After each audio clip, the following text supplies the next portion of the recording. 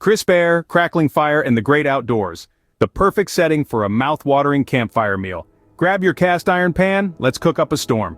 First up, campfire chili. Sauté onions, garlic, and ground beef in your pan. Once browned, add in diced tomatoes, beans, spices, and let it simmer. The secret?